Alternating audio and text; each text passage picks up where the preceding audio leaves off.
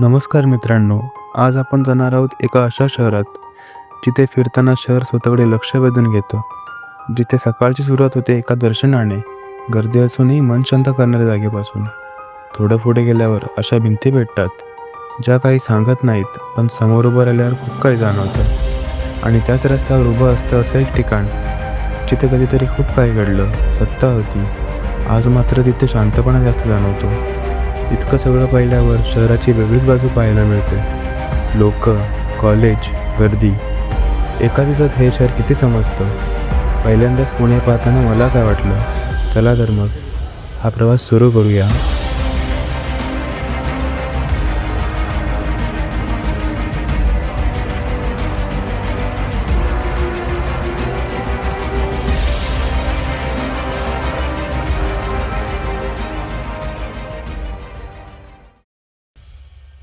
सकाळी 6:33 इंद्रायणी एक्सप्रेस कल्याण स्टेशनला येणार होती, त्यामुळे मी लवकरच निघालो.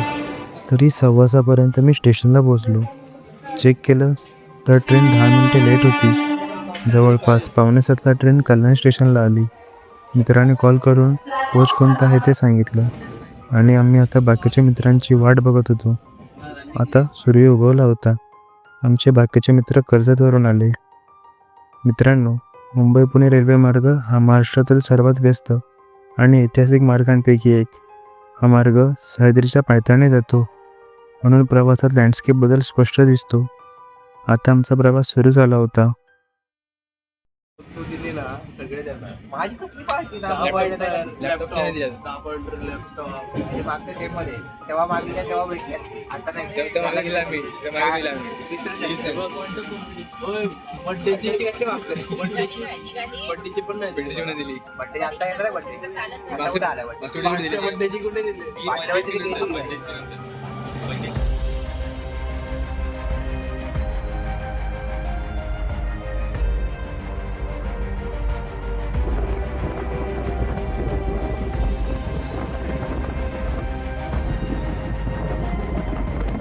प्रवासात काय करावे, 9 वाजेपर्यंतचा प्रवास होता. तर आमच्या मित्राने त्याच्या शायरी आम्हाला ऐकवल्या.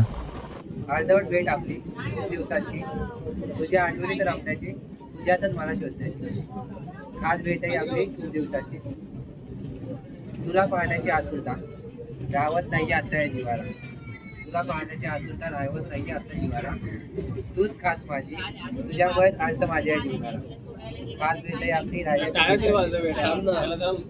तुझ्यासाठी केला होता अट्टास तुझ्यासाठी केला होता अट्टास सांगायचंच राहून गेलं काहीतरी खास मागतोय फक्त एकदा भेट आपली वास खास भेट आहे आपली होईलच एवढंच म्हणी द्या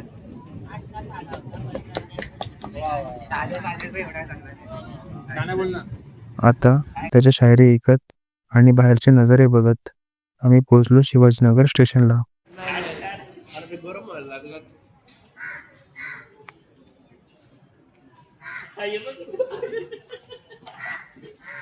हे काय आलं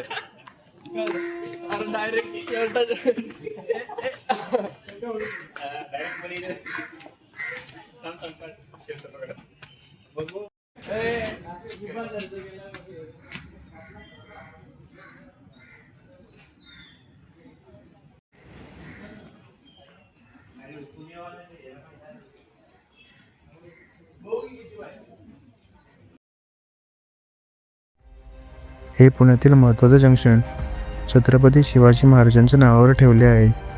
शहराच्या मध्यवर्ती भागाला जोडणारं स्टेशन. इथून FC रोड, डेक्कन, कॅम्प सहज गाठता येतात.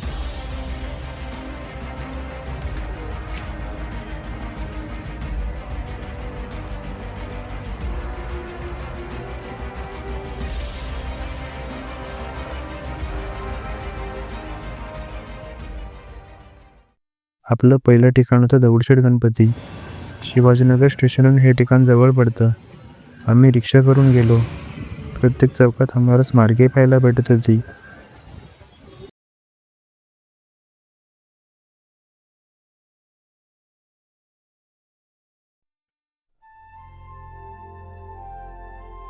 सकाळची वेळ होती. रस्ते अजून पूर्ण जागे झाले नव्हते आणि वातावरणात एक वेगळी शांतता होती. दगडूशेठ हलवाई गणपती मंदिर हे पुण्याच्या श्रद्धेचं एक महत्त्वाचं केंद्र. सकाळ होती त्यामुळे मंदिरात फारशी गर्दी नव्हती. बाहेरून मंदिर आकर्षक व सुंदर दिसतं. आम्ही मंदिराच्या दिशेने गेलो.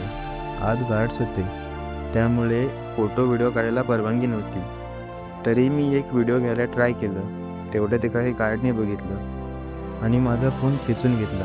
खूप रिक्वेस्ट केल्यावर त्याने मला माझा फोन दिला.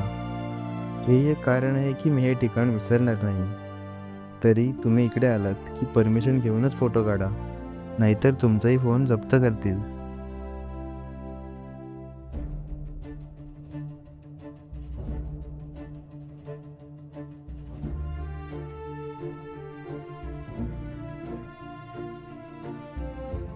दर्शन येऊन आम्ही बाहेर पडलो तर जाणवलं की आम्ही सगळेच सकाळी खूप लवकर निघालोय.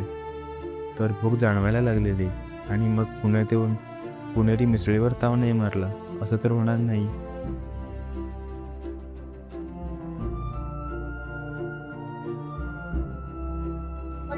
आता कोणतं हॉटेल आहे? हॉटेल शिवशंकर. हॉटेलच्या समोरचं हॉटेल. इकडे नाश्ता करतोय आपण. काय आपण काय ऑर्डर केले? एक स्कूप मोदक. ते नाही, आपण ऑर्डर काय केले? मिसळ. इकडे प्रमोशन केलं.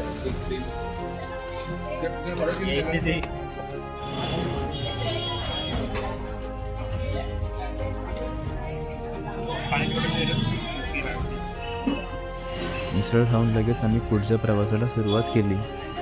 लाल महाल अगदी ऐकायच्या अंतरावर होता. छत्रपती शिवाजी महाराजांचं बालपण इकडेच गेलं. खूप ऐतिहासिक वारसा लाभलेलं हे ठिकाण. शाहिस्तेखानावरचा ऐतिहासिक हल्ला इथेच झाला. आजचं लाल महाल हे पुनर्निर्मित आहे, पण जागेचं ऐतिहासिक महत्त्व तसंच आहे. इथे उभं राहिल्यावर हे जाणवतं, हे इतिहास फक्त वाचायचा नसतो, तर तो अनुभवायचा असतो. साधं ठिकाण आहे, पण त्यामागचा इतिहास मोठा आहे. आई जिजाऊंना नमन करून छत्रपती शिवाजी महाराजांच्या जीवनकार्याचे छायाचित्र पाहून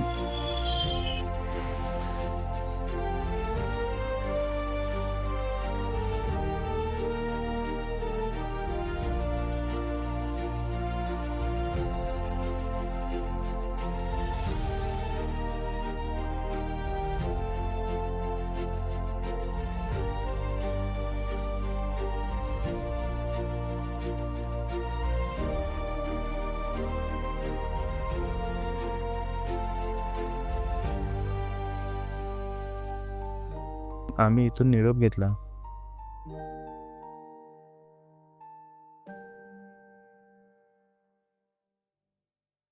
तोपर्यंत आमचा एक साथीदार, जो प्रत्येक वेळी लेटच येतो, तो शिवाजीनगरला आला. त्याच्या येण्याची वाट पाहत आम्ही कसबा गणपती दर्शनाला गेलो, पण रेनोव्हेशनच्या कामामुळे दर्शन तरी झालं नाही. मग आम्ही आमचा मोर्चा शनिवार वाड्याकडे वळवला. तिकडे तो मित्र पण आला आणि पेशव्यांच्या इतिहासाबद्दल माहिती घेत भ्रमंती चालू केली.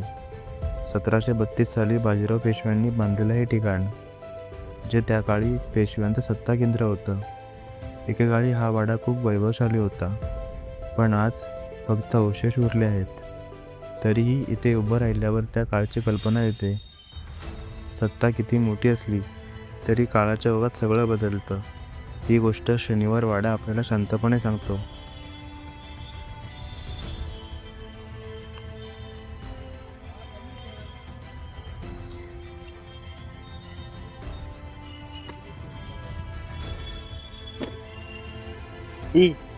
बस आहे इकडे.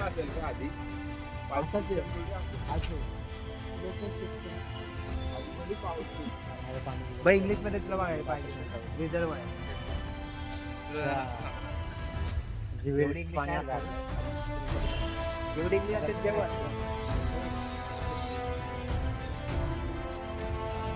चला वरती नारायण दरवाजा.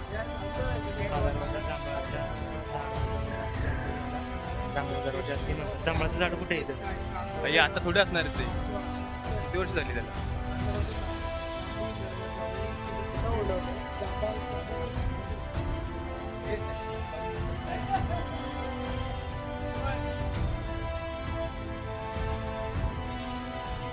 कुठं अडकला?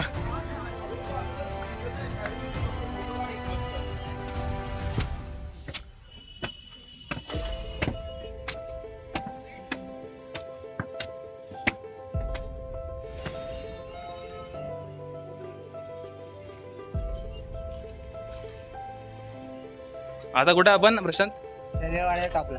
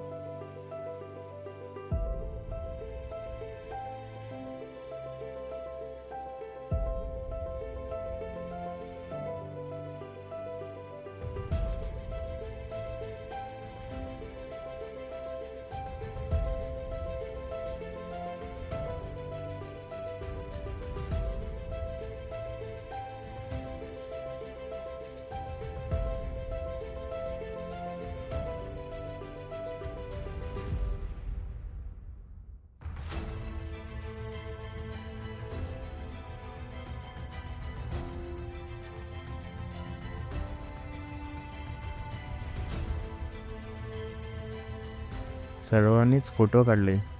1-1.5 तास इकडे घालवला. नंतर विचार करत बसलो की पुढे जायचं कुठे. अचानक पुस्तक महोत्सवाची आठवण झाली. मग काय, निघालो फर्ग्युसन कॉलेजला. मुंबईमधील मेट्रोचा प्रवास तर नेहमीच करतो. आज पुण्याच्या मेट्रोचा प्रवास करून बघूयात. वेळ तर होताच आमच्याकडे. मग मेट्रो रिव्ह्यूअर म्हणून गेलो. समोरच मेट्रो दिसली. PMC मेट्रो स्टेशनला पोहोचलो. नेक्स्ट स्टॉप कोणता आहे इथून? बघून सांग आपल्या उत्तराचं जिमखाना आहे. जिमखाना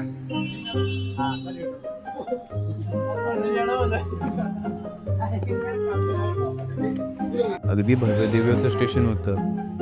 तिकीट काढलं डेक्कन जिमखानाचं. पुढे आम्ही 8 जणांनी एकत्रच तिकीट काढलं. एंट्रीसाठी गेलो तर समजत नाही कसं एंटर करायचं.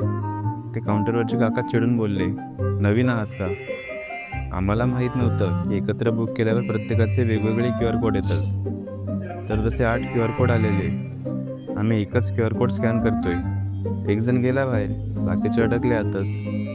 शेवटी त्या काउंटरच्या काकांनी चिडून दाखवलं कसं करतात खुश झाला. मग एक जण एक QR कोड स्कॅन करत निघालो तिकडून. आम्ही एक दुसऱ्याकडे हसत बसलोय.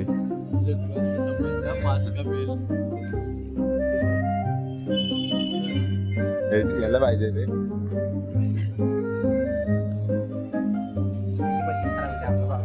मेट्रो येईपर्यंत खूप वेगळाच अनुभव होता. आम्हाला मेट्रो पकडून सेकंड स्टॉपला जायचं होतं. डेक्कन जिमखाना. दुपार होती. चालत पोहोचलो असतो रे.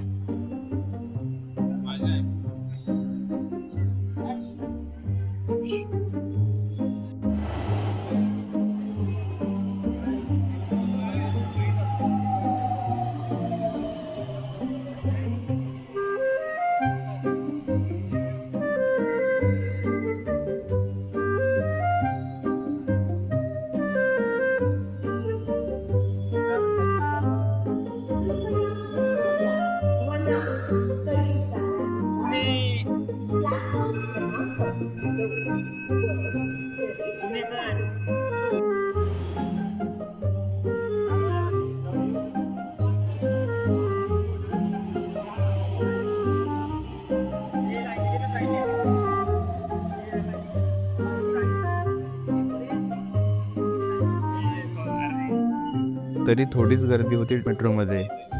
आम्ही उतरलो. एक गोष्ट होती, स्टेशन्स खूप स्वच्छ आणि सुंदर होते.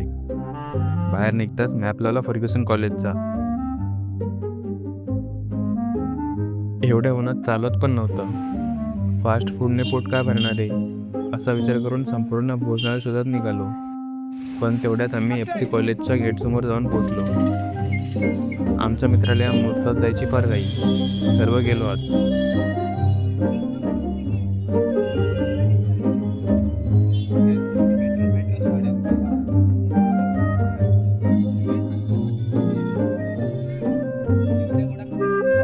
फर्ग्युसन कॉलेज पण बघायला भेटलं.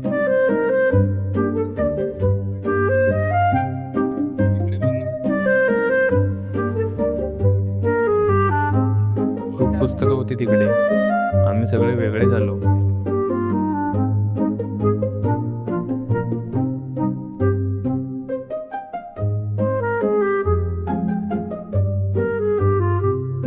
उत्सव फिरून झाला. मग काय, एकमेकांचे कॉल झाले सुरू. फायनली एका पॉईंटला येऊन मिळालो. शेवटी आम्ही थकलो, बोललो बस झालं फिरणं. बाहेर निघताच पुन्हा खाण्यासाठी शोध मोहीम सुरू झाली. खूप अथक प्रयत्नानंतर ऑनलाईन रिव्ह्यू चेक केले. मग पोचलो पुरेपूर कोल्हापूर हॉटेलला.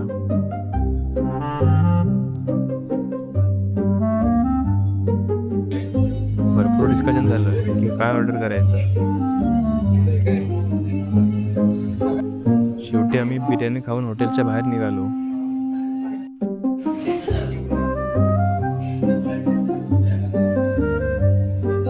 आजची पार्टी हर्षलकडून. परत तोच प्रश्न विचारत एकमेकांच्या तोंडाकडे पाहत बसलो. एकतर चाललेला घरी ट्रेन पकडून. आम्ही तोपर्यंत मॅपवर शोधत होतो नेक्स्ट लोकेशन.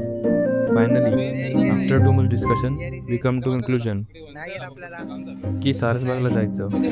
त्यासाठी बस पकडायची होती आणि बस स्टॉप 2 किलोमीटरवर. मग काय, परत निघालो. बस स्टॉपवर येऊन पोहोचलो. सर्वजण जमलेले बसची वाट बघत. बसही लगेच भेटली आणि आम्ही जाऊन पोचलो सारसबागला.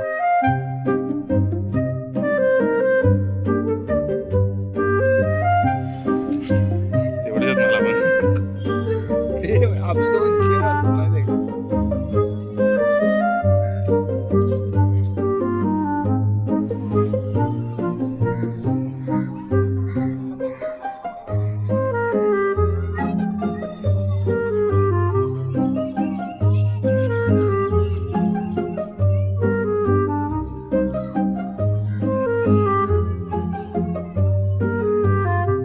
फ्युचर फॅमिलीला इकडं का आणेन मी? इकडं का आणेन? बेकार आहे पण मधलं भरपूर बेकार आहे.